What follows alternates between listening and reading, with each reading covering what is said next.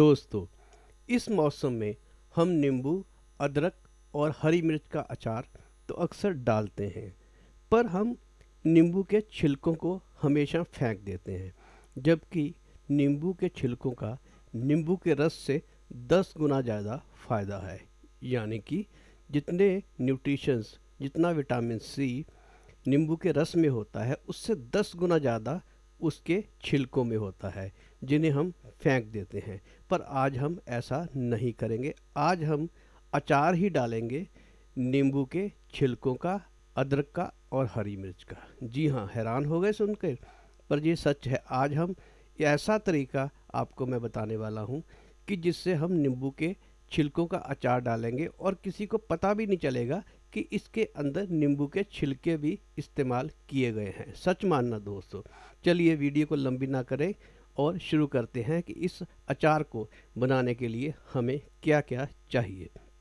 इसके लिए दोस्तों मैंने लिए है लगभग आधा किलो अदरक। जी हाँ, आजकल कच्चा अदरक आ रहा है, यानी कि उसके अंदर बाल नहीं होते, वही इस अचार में इस्तेमाल होते हैं। जो बालों वाला अदरक होता है, यानी कि थोड़ा पकने के बाद जब अदरक मिलता है तो उसके अंदर बाल आ जाते हैं, जो खाने में हमें अच्छे नहीं लगते। इसलिए कच्चा, जो कि इन दिनों अभी आना शुरू हो गया है, अभी कुछ महीने, एक डेढ़ महीना जो है कच्चा लहसुन आएगा जिसमें बाल नहीं होंगे। उसके बाद इसके अंदर बाल आने शुरू हो जाएंगे जब ये पकना शुरू हो जाएगा। तो इसी मौसम में इस अचार को डालें और वही वाला अदरक लेके आए जो कच्चा हो, जैसे कि गिरी खाते हैं इस तरह का, ये देखिए। और जिसमें अगर देख ले अगर बाल हों तो उसको अलग कर ले। जैसे इसमें बाल हैं, ये देखिए, तो ये सही ढंग से कट नहीं पाता और इस ये खाने में भी हमें अच्छा नहीं लगता। इसलिए इस टुकड़े को मैं अलग कर लूँगा। इसको आप सब्जी वगैरह में और किसी चीज़ में इस्तेमाल कर लें। मैंने इसको अच्छी तरह छील कर इसके छिलके उतार लिए हैं और इसको मैंने धोकर थोड़ा सा 2-3 घंटे के लिए हम इसको पंखे की हवा में रख दें। जी हाँ, चलिए। इसके अलावा हम लेंगे लगभग आधा किलो ही हरी मिर्च। ये मोटी वाली हरी मिर्च लेंगे। ये थोड़ी कड़वी कम होती है, इसलिए बड़ी आसानी से खाई जाती है और वैसे भी नींबू के रस में इसकी जो कड़वाहट है वो कम हो जाती है। तो हम बड़ी वाली मिर्च लेंगे, ये वाली। चलिए, इसके अलावा हम लेंगे आधा किलो नींबू। जी हाँ, वैसे तो 250 ग्राम ही काफ़ी हैं, पर मैं लूँगा आधा किलो, क्योंकि मैंने इसके छिलकों का भी इस्तेमाल करना है और मेरे घर में बच्चे अदरक और हरी मिर्च तो नहीं खाते, पर इस अचार के रस को, जो नींबू का रस होता है, उसको बड़े चाव से खाते हैं। ये रोटी के साथ या पराठे के साथ इसको ज़रूर खाते हैं और उनको बहुत अच्छा लगता है। इसलिए मैं लगभग आधा किलो ही लूँगा और अगर कम पड़ा तो उसके बाद और भी मैं इसमें नींबू लाकर उसका रस डाल दूँगा। चलिए, सबसे पहले एक काम करेंगे हम कि लगभग 250 ग्राम जो हमारे नींबू हैं उनको मैं ओवरनाइट फ्रीज़र में रखूँगा। तो चलिए, ये 250 ग्राम हम नींबू फ्रीज़र में रख लेते हैं।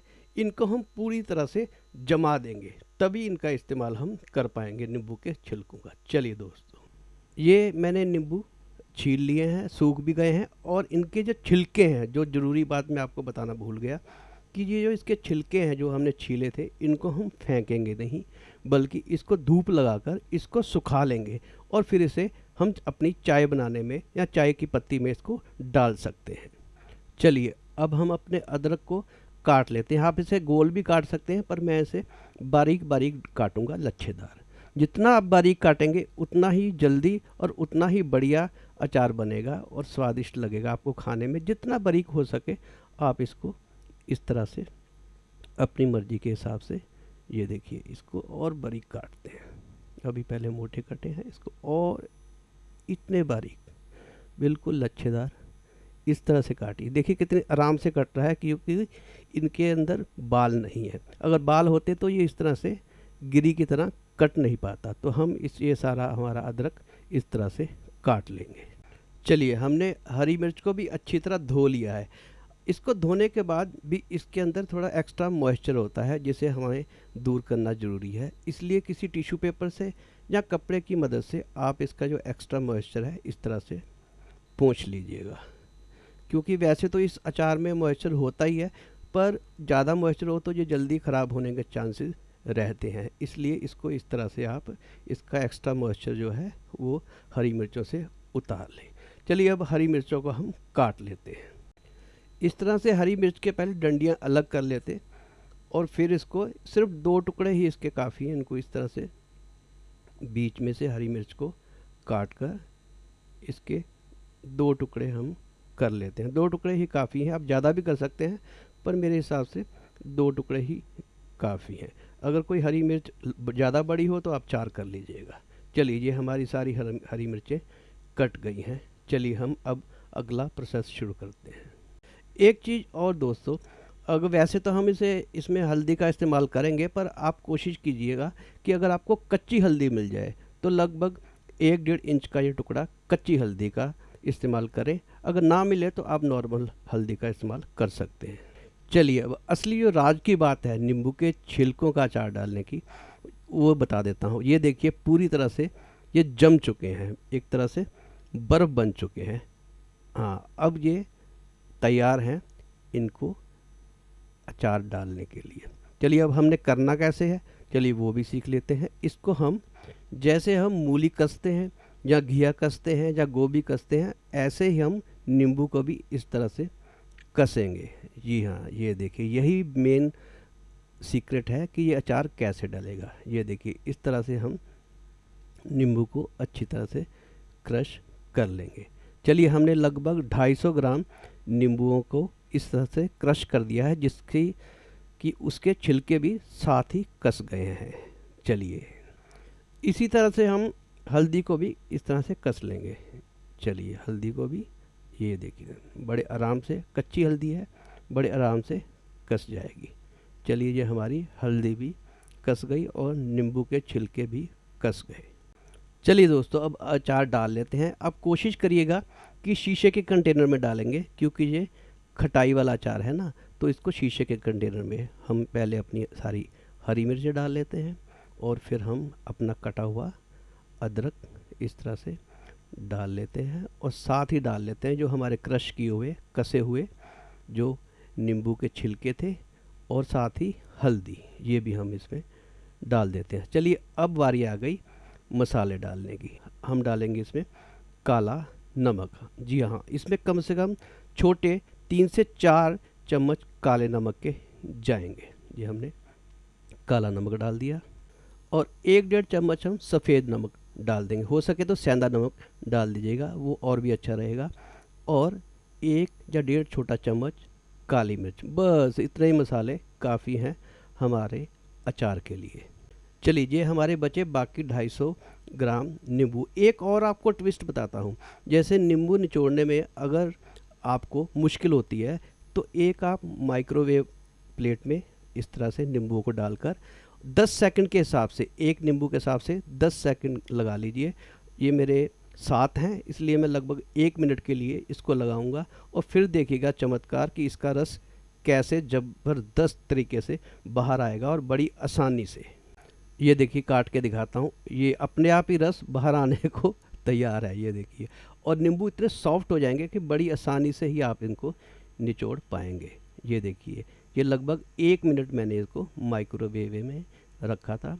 चलिए अब इसका रस भी हम अपने अचार में डाल लेते हैं। ये देखिएगा कितनी आसानी से ये निचोड़ रहा है। ये देखिए, कोई जोर नहीं लगाना पड़ रहा है। अभी इसमें नींबू के बीज भी जा रहे हैं, इनको आप याद से बाद में बाहर ज़रूर निकाल लीजिएगा, क्योंकि अगर ये खाने में आ जाएं तो थोड़े कड़वे लगते हैं। ये हम सारे नींबू निचोड़ लेते हैं और ये हम इसके बीज भी इस तरह से किसी चम्मच या चाकू की मदद से हम बाहर निकाल देंगे। अगर रह भी जाएगा तो बाद में हमारे जब हम खाते हैं तो तब तो हमें दिखाई दे ही जाएगा। चलिए पहले इसको निकाल लेते हैं। चलिए दोस्तों, हमने सारे मसाले भी डाल दिए, नींबू भी डाल दिया और उसके छिलके भी डाल दिए। चलिए अब इसको अच्छी तरह से हम हिला देंगे ताकि जो उसके मसाले, नमक है, वो सब जगह पहुंच जाए, हर टुकड़े तक पहुंच जाए। इसे अच्छी तरह हिला देंगे। चलिए दोस्तों, एक और आपको चीज़ बता देता हूँ कि जो छिलके बचे थे, जो हमने नींबू निचोड़े थे, इसके छिलके बचे थे, इसको भी मैं इसके ऊपर डाल देता हूँ। पर ये थोड़े दिन बाद, लगभग 10 दिन बाद खाने लायक होंगे। ये जो हमने अचार डाला है ये तो आप नेक्स्ट डे खा सकते हैं, एक दिन में ही लगभग तैयार हो जाता है। पर ये छिलके जो हैं इनको गलने में कम से कम 10 से 12 दिन लगते हैं। इनको आप तभी खा पाएंगे 10-12 दिन बाद। और हो सके तो इसको किसी शीशे के कंटेनर में डालकर आप इसको फ्रिज में रखिएगा, नहीं तो ये जल्दी ख़राब हो जाता है क्योंकि इसमें मॉइस्चर होता है। तो इसको आप फ्रिज में ही रखिएगा। चलिए दोस्तों, ये अचार ज़रूर डालिएगा, इन्हीं दिनों डल सकता है। और ये अचार डालने के बाद आपको कैसा मज़ा आया आप अपने कमेंट में ज़रूर बताइएगा। और इन दिनों में वैसे भी विटामिन सी की आम पब्लिक को, आम लोगों को ज़रूरत है इस बीमारी के दौर में। तो इसमें विटामिन सी भरपूर मात्रा में है, इसलिए ये अचार का अचार हो जाएगा और आपके इम्यूनिटी बूस्टर का काम भी करेगा। चलिए, मैंने लगभग एक दिन इसको भी, जो छिलके छीले थे हमने अदरक के, उसको भी रख दिया। ये भी पूरे सूख चुके हैं, ये हम अपनी चाय में इस्तेमाल करने के लिए हमारे तैयार हैं। जब ये पूरे सूख जाएं तो आप इसको अपनी चाय पत्ती में डाल सकते हैं, ताकि ये चाय पत्ती के साथ ही हमारी चाय में इस्तेमाल हो जाए। चलिए दोस्तों, धन्यवाद वीडियो देखने के लिए। अगर आपको वीडियो अच्छी लगी हो तो चैनल को सब्सक्राइब, लाइक और शेयर भी जरूर कर दीजिएगा। धन्यवाद दोस्तों वीडियो देखने के लिए।